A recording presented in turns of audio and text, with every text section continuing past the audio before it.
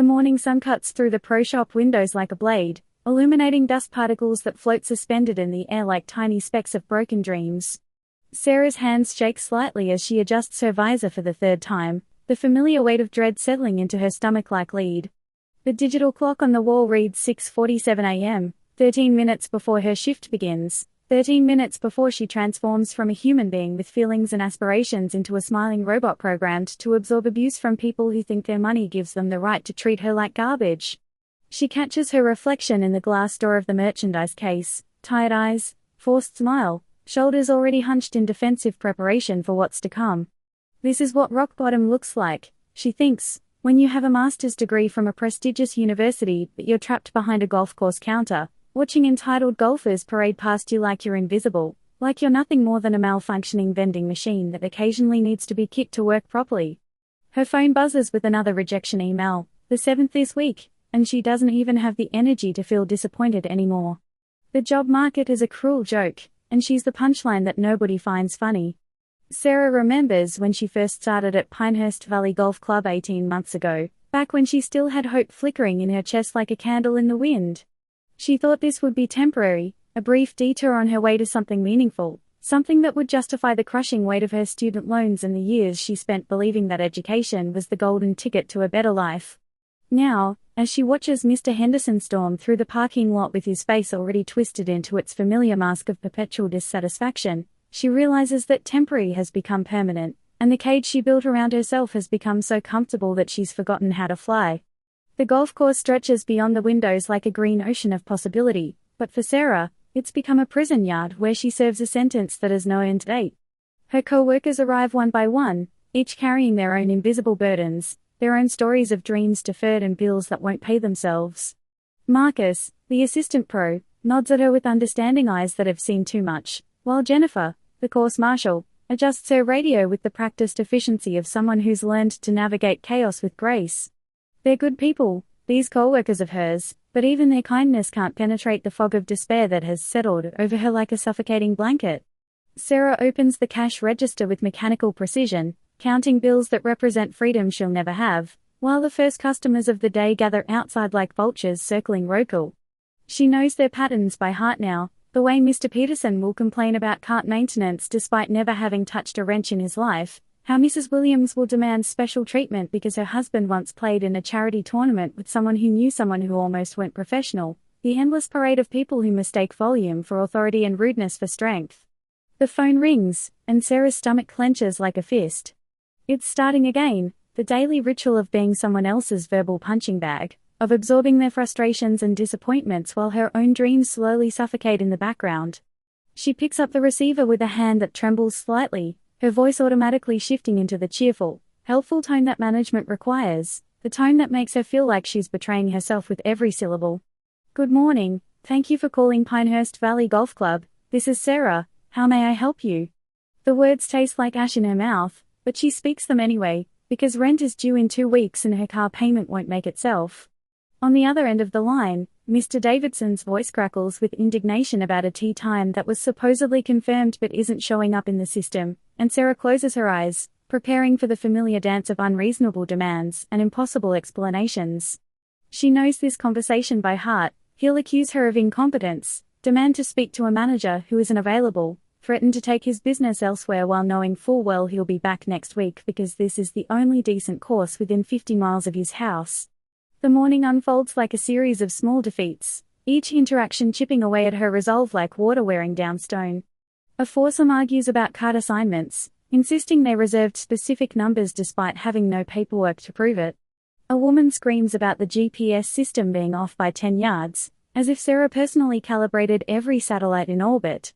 A man throws his credit card at her when the payment system takes longer than 30 seconds to process, and Sarah has to bend down to pick it up from the floor while he stands there looking satisfied with his petty display of power. By noon, she's handled over 60 customers, each one a small lesson in human cruelty, each interaction a reminder that she's trapped in a job that's slowly killing her soul. The lunch rush brings its own special brand of chaos, corporate groups who think their golf outing gives them the right to treat the staff like servants, elderly men who confuse tradition with entitlement, women who want to speak to managers about policies that exist for very good reasons but inconvenience them personally. Sarah watches the clock on the wall tick away the minutes of her life, each second bringing her closer to the end of her shift but no closer to the end of her suffering. She thinks about the applications she sent out last week, the interviews she's been hoping for, the career she's supposed to be building while instead she's stuck in this purgatory of polyester uniforms and fake smiles. The irony isn't lost on her. She's surrounded by people who have enough disposable income to spend hundreds of dollars on a single round of golf, while she can barely afford to put gas in her car for the hour-long drive to work. The afternoon brings no relief, only more of the same endless cycle of complaints, demands, and casual cruelty. A group of businessmen treats her like she's invisible, talking over her as if she's not a human being with thoughts and feelings. A woman berates her for course conditions that are entirely out of her control, as if Sarah personally decided how long the rough should be or where the pin placements should go. A teenage boy, probably younger than her degree, calls her sweetheart in a tone that makes her skin crawl, and she has to smile and thank him for his business because customer service means swallowing your dignity along with your pride. The parking lot fills and empties like a tide, but Sarah remains anchored to her position behind the counter, a lighthouse keeper in a storm of entitlement and disappointment. Her feet ache from standing, her face hurts from smiling, and her spirit feels like it's been run through a paper shredder. She thinks about her college roommate, who landed a job at a marketing firm straight out of graduation, who posts pictures of business trips and client dinners on social media while Sarah serves golf cart rentals to people who treat her like she's less than human. The unfairness of it all sits in her chest like a stone, heavy and unyielding, a constant reminder that hard work and education don't guarantee anything except more opportunities to be disappointed. As the sun begins to set, painting the golf course in shades of gold and amber that would be beautiful if Sarah had any beauty left in her to appreciate them, she prepares for the closing routine that has become as automatic as breathing. Count the register, clean the counters, look up the merchandise, pretend that tomorrow won't be exactly the same as today. The members who are still on the course will trickle in over the next hour, each one a potential landmine of complaint or criticism, each interaction a test of her ability to remain professional while her soul slowly dies. This is her life now, she realizes, this endless loop of service and submission, of smiling while being treated like garbage, of pretending that the customer is always right even when they're obviously, demonstrably wrong. She's become a ghost haunting her own existence, going through the motions of living while feeling dead inside, and the worst part is that she can't see any way out of this maze of mediocrity and misery. The next morning arrives with the same brutal efficiency as a hangover, and Sarah finds herself once again standing behind the counter at Pinehurst Valley Golf Club, watching the familiar parade of entitled golfers file past her like extras in a movie about her own suffering. The coffee maker in the break room has been broken for 3 weeks, and management keeps saying they'll fix it soon, which in golf course time means somewhere between never and the heat death of the universe.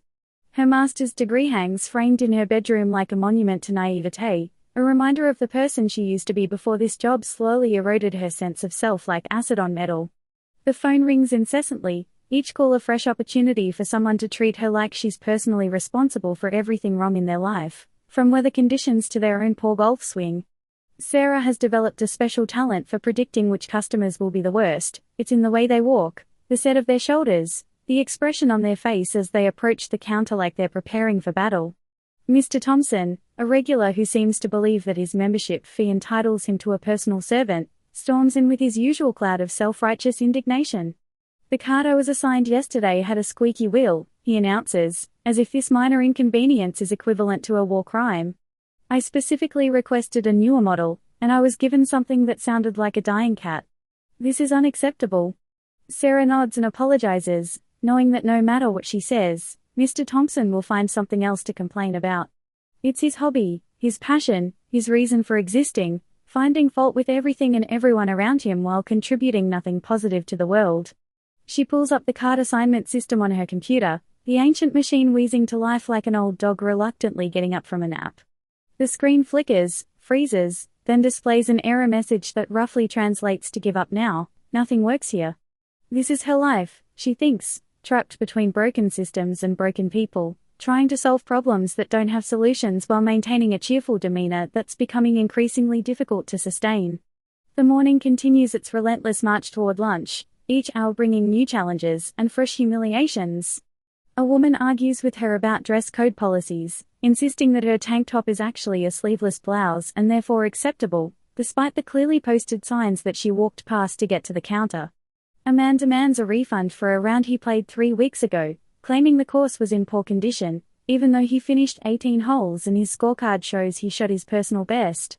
A group of teenagers tries to book a tee time with fake IDs, then gets angry when Sarah points out that their driver's licenses are obviously printed on regular paper with a home printer. Each interaction is a small lesson in human nature, and Sarah is beginning to understand why hermits choose to live in caves. The lunch rush brings its own special brand of chaos, with corporate groups who think their golf outing gives them diplomatic immunity from basic courtesy. They order food with the entitlement of people who've never worked a service job, making demands that would embarrass a dictator.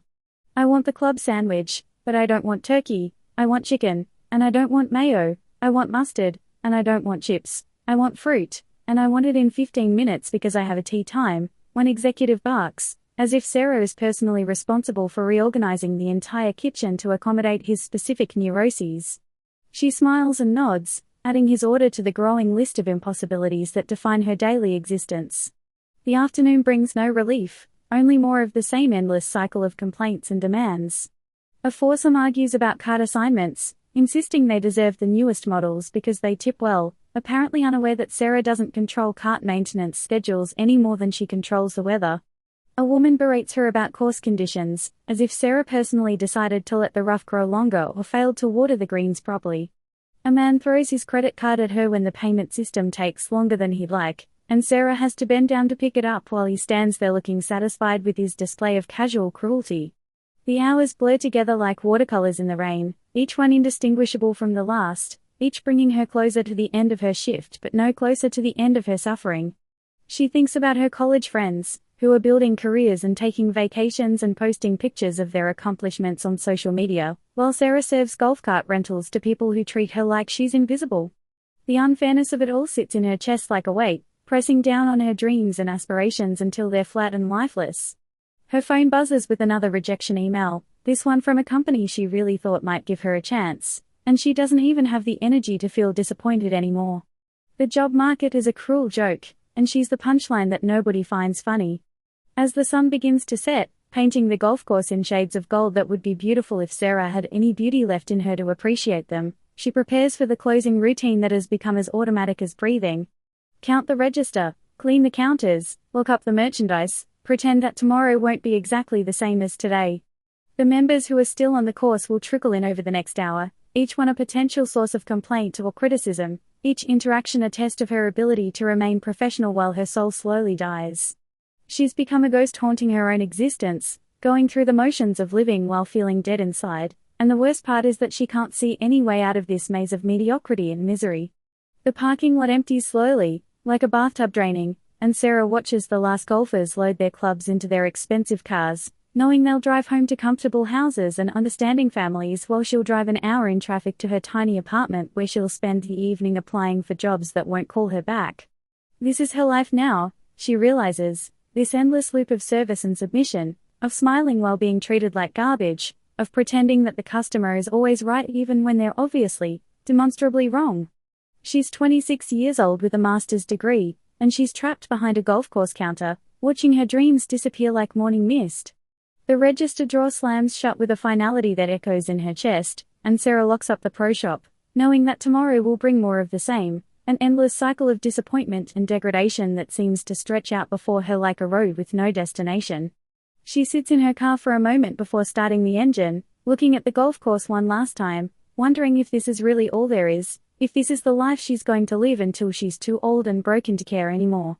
The thought terrifies her more than she wants to admit, but she starts the car anyway, because what else is there to do?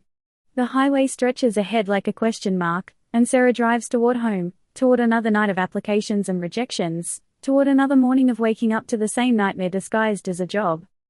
3 months later, Sarah's hands move with the mechanical precision of a factory worker as she processes another credit card transaction, the familiar beep of the payment system providing a soundtrack to her slow descent into madness. The automare carries the scent of dying leaves and lost opportunities, and she can feel the weight of another winter approaching, another season of being trapped in this fluorescent-lit purgatory where dreams go to die. Her latest rejection letter sits crumpled in her locker, this one from a marketing firm that seemed promising until they decided to go with someone with more experience, which is code for someone who didn't spend their 20s serving golf cart rentals to people who think tipping is optional. The irony isn't lost on her. She needs experience to get a job, but she can't get experience without a job, so she's stuck in this endless loop of qualification and rejection, like a hamster on a wheel that's been set on fire. The morning rush brings its usual parade of entitled golfers, each one a fresh opportunity for someone to treat her like she's personally responsible for everything wrong in their life. Mrs. Henderson complains about the GPS system being off by 15 yards, as if Sarah personally calibrated every satellite in orbit. Mr. Davidson argues about tea time availability, insisting he made a reservation that doesn't exist in the system, then accuses her of incompetence when she can't conjure a phantom booking from thin air. A corporate group demands special treatment because they're spending company money, apparently unaware that every dollar they spend is equally green and equally insignificant in the grand scheme of Sarah's slowly dying soul. The phone rings, and Sarah's stomach clenches like a fist around broken glass. It's starting again, the daily ritual of being someone else's verbal punching bag, of absorbing their frustrations and disappointments while her own dreams slowly suffocate in the background. She picks up the receiver with a hand that trembles slightly, her voice automatically shifting into the cheerful, helpful tone that management requires, the tone that makes her feel like she's betraying herself with every syllable. Good morning, thank you for calling Pinehurst Valley Golf Club, this is Sarah, how may I help you? The words taste like ash in her mouth, but she speaks them anyway, because rent is due next week and her car payment won't make itself. On the other end of the line, she hears a voice that makes her pause, something different about the tone, something that doesn't carry the usual edge of entitlement and impatience. Hi Sarah, this is James Morrison. I was hoping to speak with you specifically. The name doesn't register immediately, lost in the endless parade of faces and voices that have blurred together over the past 18 months. Of course, Mr. Morrison. How can I help you today? Sarah responds, automatically pulling up the reservation system, expecting another complaint about cut assignments or course conditions. Actually, I wanted to thank you, James says, and Sarah's finger hovers over the keyboard, confused. Thank her? For what? I'm sorry, I don't understand, she says, her voice losing some of its practiced cheerfulness. About 6 months ago, I was going through a really difficult time. My wife had just passed away, and I was struggling with depression, barely leaving the house. My daughter convinced me to try playing golf again, said it might help. I came to your course, and I was pretty much a mess. Sarah's mind races, trying to place him, trying to remember this conversation among the thousands of interactions that have blended into a meaningless mass of customer service monotony. I was rude to you, James continues, his voice heavy with something that sounds like regret. I was angry at everything and everyone, and I took it out on you. You were trying to help me with my membership, and I was impatient, dismissive. I think I even raised my voice at you at one point. But you. He pauses, and Sarah can hear him take a deep breath. You didn't react the way I expected. You didn't get defensive or shut down. You just listened, and then you said something that stuck with me. Sarah's heart begins to race as the memory slowly surfaces from the depths of her exhausted mind. She remembers him now, the older gentleman with the sad eyes, the one who seemed to be carrying the weight of the world on his shoulders. She remembers how he'd snapped at her about the membership fees, how he complained about everything from the cart condition to the course layout, but underneath all that anger, she'd seen something else. Pain. Loss. The kind of grief that makes people lash out because they don't know what else to do with all that hurt. You told me that golf was about finding peace in the middle of chaos, James continues, his voice growing stronger. You said that sometimes the course teaches us things we don't expect to learn. At the time, I thought you were just giving me some corporate line, but the more I thought about it, the more I realized you were right. Golf became my therapy, my way of processing grief, and it started with that conversation. Sarah's eyes begin to fill with tears, and she's grateful that the pro shop is empty, but no one can see her struggling to maintain her composure. She remembers that day now, remembers sensing his pain and trying to offer some small comfort, even though she was drowning in her own disappointment and frustration. Mr. Morrison, she starts, but he interrupts her gently. Please, let me finish. I've been playing at your course regularly for months now, and I've watched you work. I've seen how you handle difficult customers, how you go out of your way to help people, how you maintain your professionalism even when people are treating you poorly. I've seen you remember details about members' families, ask about their kids, celebrate their good rounds. You have a gift, Sarah. You have the ability to make people feel heard and valued, even in difficult circumstances. Sarah's hand grips the phone tighter, her knuckles white with the effort of not breaking down completely. She's spent so many months feeling invisible, feeling like her work doesn't matter, like she's just another disposable service worker in a world that doesn't value human dignity. "I'm calling because I have a proposition for you," James continues, and Sarah's heart skips a beat. "I don't know if you're aware, but I run a marketing consulting firm here in town. Morrison and Associates. We specialize in customer experience and relationship management. I've been watching your work, and I think you'd be perfect for our client relations team. We're looking for someone who understands how to connect with people, how to solve problems, how to turn difficult situations into positive outcomes. Someone exactly like you." Sarah's legs give out, and she sinks into the chair behind the counter, her mind reeling. A job offer. A real job offer, in her field, from someone who's actually seen her work and values what she brings to the table. "I know this might come as a surprise," James continues, "but I'd like to offer you a position with our firm. Full-time, with benefits, working with some of the biggest companies in the region. The starting salary is $65,000, with performance bonuses and opportunities for advancement. I know it's not traditional to recruit someone from a golf course, but I've learned that the best employees aren't always found in the most obvious places." Sarah's vision blurs as tears stream down her cheeks, and she has to cover her mouth to keep from sobbing audibly.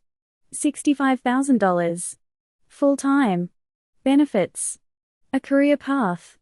Everything she's been dreaming about, everything she's been working toward, everything she thought was impossible in this brutal job market. "Sarah, are you there?" James asks gently, and she realizes she's been silent for too long. "Yes, I'm here," she manages to say, her voice thick with emotion. I'm overwhelmed. This is incredible. I don't know what to say." "Say you'll consider it," James suggests with a warmth that she can hear through the phone. "I'll email you the job description and details. We can set up a formal interview if you're interested, though honestly, I've already seen everything I need to see. You've been interviewing for this job every day for the past 6 months without even knowing it." Sarah laughs through her tears, a sound that feels foreign after so many months of forced smiles and suppressed frustration. "Mr. Morrison, I can't thank you enough. This is life-changing." "No, Sarah. Thank you. Thank you for treating people with dignity even when they don't deserve it. Thank you for finding ways to help even when your job description doesn't require it.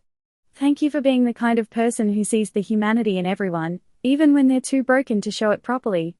The world needs more people like you, and I'm honored to offer you this opportunity." As Sarah hangs up the phone, she looks around the pro shop with new eyes. The fluorescent lights seem less harsh, the counter less like a prison barrier. This place that has been her purgatory for 18 months suddenly feels like the launching pad for her future. She thinks about all the difficult customers, all the unreasonable demands, all the moments when she wanted to quit but didn't. Every challenging interaction has been training, every difficult conversation has been preparation for this moment. She's not just a golf course employee anymore, she's a customer relations specialist, a problem solver, a bridge between companies and the people they serve. The rest of her shift passes in a blur of excitement and disbelief. She handles the usual complaints and demands with a new perspective, seeing each interaction as validation of the skills she's been developing without even realizing it. When Mrs. Henderson complains about the GPS system, Sarah doesn't just apologize, she explains the technology, offers alternatives, and turns a complaint into an educational opportunity. When Mr. Davidson argues about his phantom reservation, Sarah doesn't just defend the system, she helps him understand how to avoid the problem in the future and offers him a discount on his next round.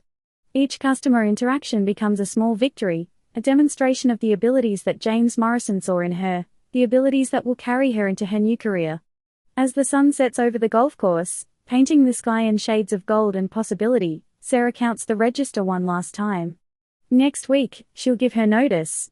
Next month, she'll start her new job. But tonight, she drives home with tears of joy streaming down her face, knowing that sometimes redemption comes from the most unexpected places, and that the darkest moments often come just before the dawn.